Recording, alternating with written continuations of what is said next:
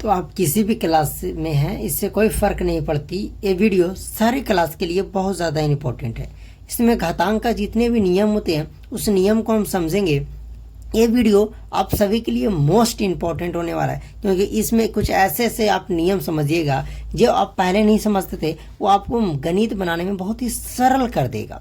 मैं number wise formula लिखूंगा, उसकी एग्जांपल मैं अलग तरीका से ही आपको घातांक का नियम पढ़ाऊंगा। अगर आप कहीं पढ़े भी होंगे तो आज बिल्कुल नए अंदाज में पढ़ोगे, ठीक है।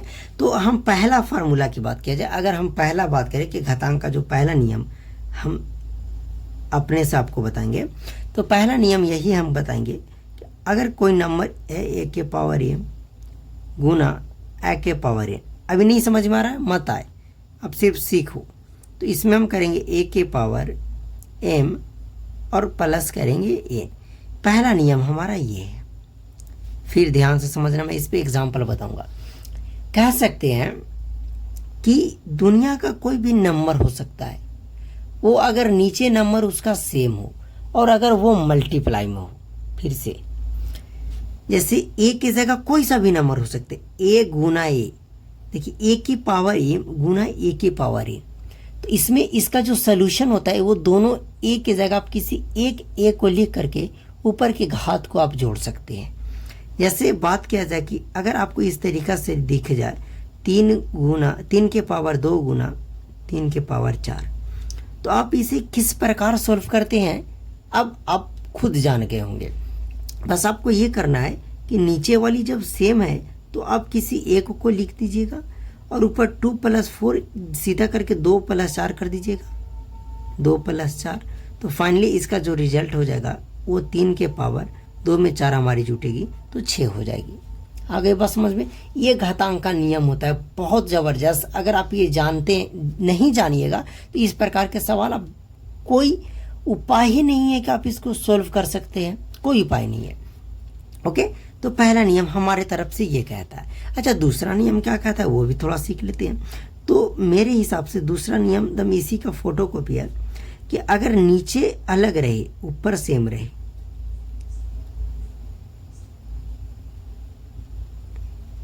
देख रहे होंगे कि ऊपर सेम है, अब नीचे जो है मैं ऐसे करते चलता हूँ, ठीक है। तो दूसरा ए के पावर m गुना b के पावर अगर m रही तो इस स्थिति में हम क्या करेंगे, मतलब नीचे वाले जो है हमारे अलग अलग लेकिन ऊपर जो अगर देख रहे हैं सेम है, पावर यहाँ भी m यहाँ भी m, तो इस स्थिति में आप a b को गुना कर दीजिएगा और उसके ऊपर आप खाली a को m लगा दीजिए, आपका आंसर आ जाएगा, आपका सॉल्व हो गया। कहने का मतलब कि हम करें कि 2 के पावर 4 और गुना 3 के पावर 4, सो इसका सॉल्यूशन क्या होगा। अब आप समझ गए होंगे कि दोनों को मल्टीप्लाई करना, 2 3 6 हो जाएगा और 6 के ऊपर आप 4 घात लगा दीजिए, दोनों में से एक ही घात, एक ही को लिखना है, 2 6 के ऊपर 4, ये आपका हो गया। और एग्जाम्पल की बात करें कि जैसे 6 के पावर 5 मल्टीप्लाई बाय 2 के पावर 5, सो इसका सोल्यूशन क्या होगा। कह सकते कि दोनों डिफरेंट है पर ऊपर जो है वो हमारा सेम है, तो सेम है तो नीचे वाले को 6 दूना 12 करके मेरे दोस्तों और ऊपर एक घात दोनों में से किसी एक को लिख देना है। आई होप कि आपको फर्स्ट नियम और सेकेंड नियम समझ में आ गए। अब इसका स्क्रीनशॉट ले लीजिए, उसके बाद हम 2 और नियम चलते हैं। इस तरीके से करते करते आपको सारा नियम मैं बताऊंगा। ओके, अब आइए अगला नियम समझाता हूँ। 1 के पावर m अगर ये सिंबल रहे, एक क्या सिंबल है इसको मैं समझाता हूँ। 1 के पावर m भागा 1 के पावर n, तो क्या होगा। देखिए इस सिंबल का मतलब होता है जो आप बचपन में जैसे भाग पढ़ते हैं ना, भाग भागा, तो भाग का ये सिंबल भाग का सिंबल होता है। अब ऐसे भी होता है जैसे मान लीजिए कि ये बट्टा है, इसका मतलब ये हम भाग ही समझते हैं। जैसे ऊपर कुछ है, मान लीजिए 6 और 3, इसका मतलब भी भाग हो गया। अब इसको ऐसे ना लिख करके 6/3 इस तरीक़ा से भी लिखते हैं। ओके, तो अगर कभी भी ऐसा नंबर रहे कि a की पावर m भागा a की पावर n, मतलब नीचे वाले नंबर सेम रहे और वो भाग में रहे, तो ऐसे स्थिति में आपको नीचे वाला लिख देना एक बार और m में से n को घटा देना है, बस ये आपका सोल्यूशन हो गया। तीसरा फार्मूला यही कहता है कि कि ए के पावर m भागा ए के पावर n बराबर ए के power m minus n। I hope कि आपको समझ में आ रही होगी, बिल्कुल चीज़ें समझ में आएगी, बस अब ध्यान से समझने की प्रयास तो कीजिए। इसकी एग्जाम्पल की बात की जाए तो एग्जाम्पल मैं बोलूँ कि 3 के पावर 2 और डिवाइड बाय 3 के पावर 2 1, 3 के पावर भी 2। अब इसका सोल्यूशन क्या होगा, चाहे आप यहाँ 4 कर लीजिए, अभी समझ में नहीं आपको आएगा 4। अब क्या होगा, तो बोलोगे कि नीचे तो सेम है, तो नीचे जब सेम है और भाग में है और ऊपर अलग अलग है तो किसी एक को लिख दीजिए। 3 लिख दिया मैंने, एक की जगह 3 लिख दिया, और 4 में से हम 2 को घटा देंगे तो फाइनली 3 के पावर 4 में से 2 हो जाएगा, 2 हमारा हो जाएगा। ओके, और एग्जाम्पल की बात किया जाए, मैं पेन चेंज करता हूँ, ब्लैक पेन लेता हूँ। अगर मैं बोलूँ कि 6 के पावर 5 डिवाइड बाय 6 के पावर 3, सो इसका सोल्यूशन क्या होगा, तो अब आप सीधा देखकर बोल सकते हो कि ये हमारा इस फार्मूले पे शिफ्ट हो रहा है, इस फार्मूले के बेस पे है, तो आप किसी एक 6 को लिख देंगे, 5 में से 3 गया 2, सो ये आपका आंसर हो गया। आई होप कि आपको ये भी फार्मूला समझ में आ गई होगी। मैंने 3 फार्मूला बताया। अगर मैं चौथे फार्मूला की बात करूं आपके सामने, 4th नंबर फार्मूला, तो इसी के रिलेटेड मैं बताऊंगा कि अगर ए के पावर m रहे और डिवाइड बाय बी के पावर m रहे तो आप इसे क्या कर सकते हो, तो इसे आप सीधा सीधी मैं बोलूं कि तब a बटा b है, इसका मतलब a बटा b ही हुआ, अरे a बटा b ही हुआ। अब इसमें किसी एक पावर एक बार लिख सकते हो, a बटा b के पावर m, समझ में आ गया। इसका मतलब है कि अलग अलग दोनों पे पावर है।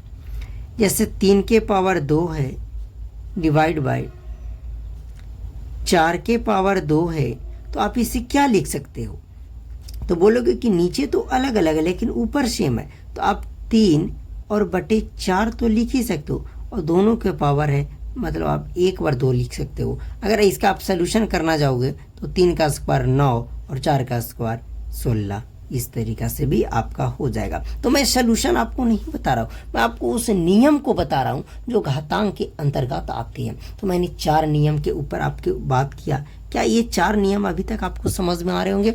जब मैं पढ़ाऊँगा गणित आपको समझ में आएंगी, 180% आएंगी, बस आप ट्रस्ट तो कीजिए मुझ पर। अब चौथे के बाद हम 5वां नियम समझते हैं, इसको थोड़ा सा ध्यान से समझिएगा। अब अगला मैं बताऊं तो इस प्रकार का है कि अगर a के पावर m और उसका पावर n रहे तो हम क्या करेंगे। तो आप इस स्थिति में a नीचे वाला लिखना है और m और n को बस मल्टीप्लाई कर देना है, सो आपका सोल्यूशन हो गया। जैसे हम बोले कि 3 के पावर 2 और एकरो पावर बाहु 4, तो का हुई, मतलब कि तो 3 को तो 3 लिखना है और ये 2 मल्टीप्लाई बाई 4, सो कह सकते हैं 3 के पावर 4 दूने 8, ये आपका हो गया। आई होप कि आपको ये भी समझ में आ गई, बिल्कुल आएगा समझ में, आप नो डाउट बस अच्छे से रहिए।